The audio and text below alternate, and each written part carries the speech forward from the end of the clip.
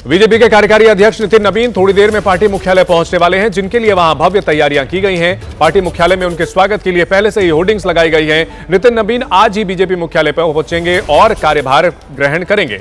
उसके बाद बीजेपी कार्यकर्ता उनका स्वागत करने वाले हैं। उनके स्वागत के लिए आने वाले कार्यकर्ताओं के लिए भोजन का भी खास इंतजाम किया गया है। बीजेपी मुख्यालय में खाने में खास तौर पर बिहार के प्रसिद्ध मखाने की खीर भी बनाई जा रही है।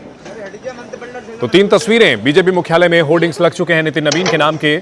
उनका सम्मान किया जाएगा पार्टी के मुख्यालय पर और नवीन का स्वागत करने के लिए जो कार्यकर्ता पहुंचेंगे उनके लिए भोज का भी इंतजाम किया जा रहा है। पूड़ियां तली जा रही हैं। मखाने की खीर स्पेशल तौर पर बनाई गई है। बिहार का मखाना जो कि सुपर फूड के तौर पर पूरी दुनिया में मशहूर हो चुका है, उसकी खीर बनाई जा रही है। नितिन नवीन को जिस तरह से कमान सौंपी जा रही है पार्टी की, ये काफी अहम है। और देखिए जो होर्डिंग्स लगाए गए हैं उसकी तस्वीर भी आप देख सकते हैं। बिहार के बांकीपुर से विधायक और बिहार सरकार में मंत्री नितिन नवीन को बीजेपी पार्लियामेंट्री बोर्ड ने बीजेपी का राष्ट्रीय कार्यकारी अध्यक्ष घोषित कर दिया है। आज वो बीजेपी मुख्यालय पहुंचने वाले हैं और उनके स्वागत को लेकर तमाम तैयारियां यहां बीजेपी मुख्यालय में की गई हैं। अगर आप मेरे पीछे देखें, चूंकि बिहार से ताल्लुक रखते हैं नितिन नवीन, तो ऐसे में बिहारी व्यंजन भी तैयार किया गया है। मेरे सामने जो आप देख रहे हैं ये मखाना खीर है। जो कार्यकर्ता, जो नेता यहां नितिन नवीन का स्वागत करने बीजेपी मुख्यालय पहुंचेंगे, उनके लिए यहां बीजेपी मुख्यालय में मखाना खीर, क्योंकि मखाना जो है वो बिहार का एक बहुत बड़ा खाना है, बहुत फेमस खाना है। तमाम लगातार जो है मिथिला में कहा जाता है पान मखान ये बिहार की शान है। तो ऐसे में तमाम जो नेता और कार्यकर्ता यहां बीजेपी मुख्यालय पहुंचेंगे उनके लिए बिहारी व्यंजन का इंतजाम किया गया है। नितिन नवीन खुद बिहार से आते हैं, तो ऐसे में एक जब बिहारी नेता को बीजेपी का राष्ट्रीय कार्यकारी अध्यक्ष बनाया जा रहा है तो उसमें बिहारी व्यंजन जो परोसना जायज है। कैमरा पर्सन निखिल रस्तोगी के साथ पवन गौड़, एबीपी न्यूज, दिल्ली। वहीं नितिन नवीन को कार्यकारी अध्यक्ष बनाए जाने पर केंद्रीय मंत्री गिरिराज सिंह ने बधाई दी है और कांग्रेस पर निशाना साधा है। बीजेपी के कार्यकारी अध्यक्ष पर गिरिराज सिंह का बयान कि कांग्रेस पार्टी में 80 साल का बुजुर्ग अध्यक्ष बनता है, कांग्रेस गांधी नेहरू तक ही सीमित रहेगी। गिरिराज सिंह के मुताबिक जेन जी को सामने लाती है बीजेपी में जनरेशन नेक्स्ट का काल शुरू हो चुका है। के लिए केंद्रीय मंत्री गिरिराज जी हैं। इस फैसले को कैसे देखते हैं सर? बिहार से पहली बार राष्ट्रीय कार्यकारी अध्यक्ष बनाया गया है। देखिए, बिहार के कार्यकर्ताओं के लिए तो बड़ी सौगात है, लेकिन अगर हम इसे और देखते हैं, जनसंघ से लेकर के और बीजेपी तक पहली बार बिहार को इतना बड़ा सौगात पार्टी के कार्यकर्ताओं को, राज्य के लोगों के लिए दिया गया है। इसके केंद्रीय नेतृत्व को माननीय नरेंद्र मोदी, अमित शाह, नड्डा जी को कोटि से धन्यवाद। एक तरह से पार्टी के भीतर भरोसे, संगठनात्मक परिवर्तन और आने वाले चुनावी दौर की रणनीति के संकेत। बिल्कुल सही आपने कहा। एक तो पहला है, भारतीय जनता पार्टी ही ऐसी पार्टी है जो पोस्टर साटने वाला कार्यकर्ता नितिन नवीन को राष्ट्रीय अध्यक्ष की जिम्मेदारी दी जा सकती है। ये कोई कांग्रेस पार्टी नहीं है जो गांधी नेहरू परिवार तक सीमित रहे और उन्होंने 80 साल से ऊपर के एक बूढ़े को बनाया। जैन जी कहने वाले एक हैं देश में जो टी शर्ट पहन के घूमते रहते हैं और 60 होने चला, अभी भी अपने को जैन जी कहते हैं।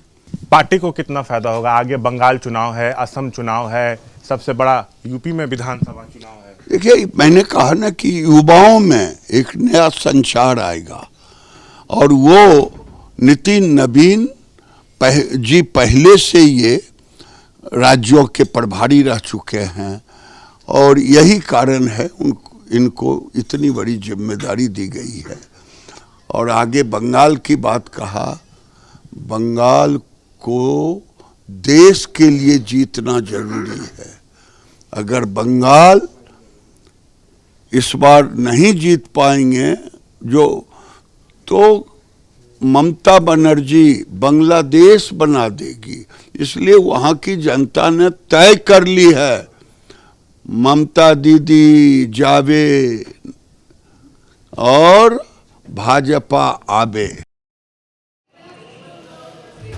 बिहार सरकार में मंत्री नितिन नबीन को भारतीय जनता पार्टी का राष्ट्रीय कार्यकारी अध्यक्ष बनाया गया है और रविवार को बीजेपी के पार्लियामेंट्री बोर्ड ने इस फैसले की जानकारी दी। फिलहाल नितिन नबीन 2010 से पटना की बांकीपुर सीट से विधायक हैं। अब पार्टी में नए राष्ट्रीय कार्यकारी अध्यक्ष के चुनाव तक ये जिम्मेदारी संभालने वाले हैं। कल जैसे ये खबर आई, उनको बधाई देने वालों का तांता लग गया। नितिन नबीन ने पटना के महावीर मंदिर में भगवान हनुमान से आशीर्वाद लिया। अपने पिता और बीजेपी के बड़े नेता रहे नवीन किशोर प्रसाद सिन्हा को याद किया और श्रद्धांजलि दी।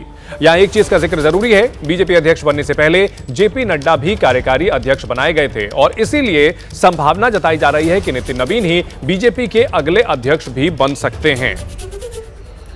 भारतीय जनता पार्टी ने संगठन की बिसात पर एक अहम मोहरा चल दिया है। यह फैसला केवल एक नियुक्ति नहीं, बल्कि सियासी रणनीति, सामाजिक संतुलन और चुनावी गणित का मिला जुला नुस्खा है।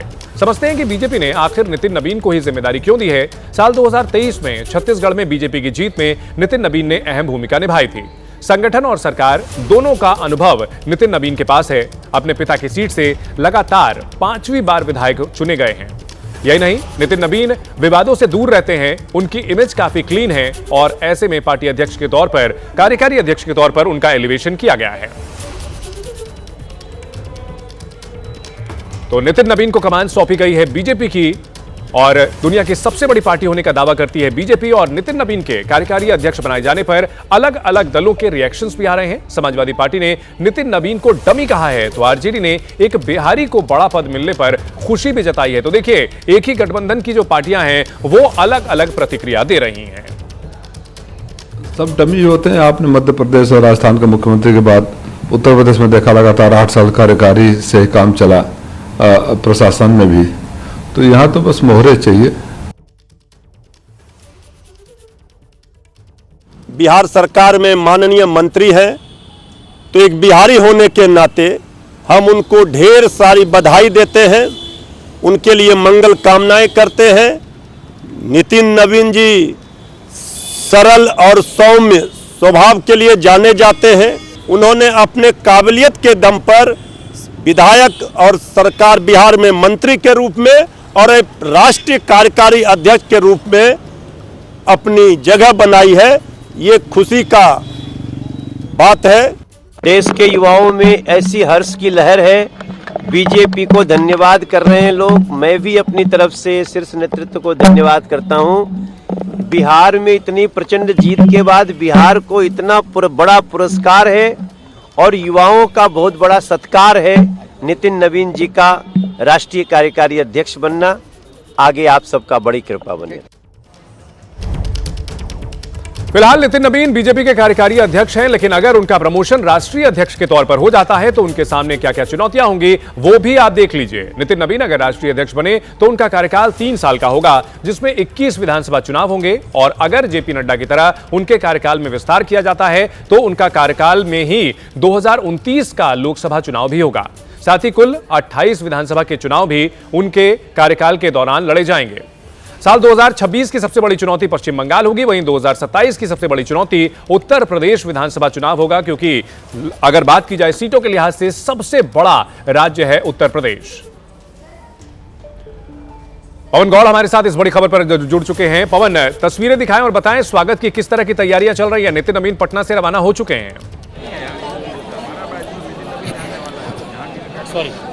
देखिए, 2 बजे के आसपास नितिन नबीन जो हैं, जो भाजपा के नवनियुक्त राष्ट्रीय कार्यकारी अध्यक्ष हैं, वो भाजपा मुख्यालय पहुंचेंगे और मुख्यालय पहुंचकर यहां गेट पर सबसे पहले उतरेंगे और गेट के दोनों तरफ जो है कार्यकर्ता यहां खड़े होंगे और कार्यकर्ता नितिन नबीन का स्वागत करेंगे। उसके बाद में जब अंदर गेट पर पहुंच जाएंगे तो बीजेपी के राष्ट्रीय अध्यक्ष जेपी नड्डा वहां उनका स्वागत करेंगे और वहां से उनको अपने साथ लेके जाएंगे अध्यक्ष के रूम में और वहां उनको कार्यभार सौंपा जाएगा। उसके साथ साथ उसके बाद में एक बड़ा हॉल है, वहां कार्यक्रम रखा गया है स्वागत करने का। तो तमाम जो कार्यकर्ता भाजपा के यहाँ पार्टी मुख्यालय पहुंचे हैं, उनके द्वारा पार्टी के नवनियुक्त राष्ट्रीय कार्यकारी अध्यक्ष का स्वागत किया जाएगा। मेरे पीछे आप तमाम लोग देख रहे हैं, तमाम कार्यकर्ता जो हैं वो यहां पार्टी दफ्तर पहुंच चुके हैं। ज्यादातर संख्या में युवाओं की संख्या है, क्योंकि पार्टी 45 साल के सिर्फ नितिन नबीन है, यानी कि नवनियुक्त कार्यकारी अध्यक्ष है, सिर्फ 45 साल के हैं और एक बड़ा जनरेशनल शिफ्ट जो है वो पार्टी के अंदर देखने को मिल रहा है कि इतनी कम उम्र में और इतनी बड़ी जिम्मेदारी देने को मिल रही है। लगातार चाहे संघ हो या प्रधानमंत्री नरेंद्र मोदी हो, वो लगातार ये कहते आए हैं कि अब राजनीति में युवाओं को आगे लाने का समय है। 65% युवा आबादी है देश की, तो ऐसे में एक बहुत बड़ी जिम्मेदारी नितिन नवीन के ऊपर है, चाहे वो आगामी चुनावों को लेकर बात करें या संगठन को नया नेतृत्व देने की बात करें या फिर युवाओं के नेतृत्व को आगे बढ़ाने की बात करें।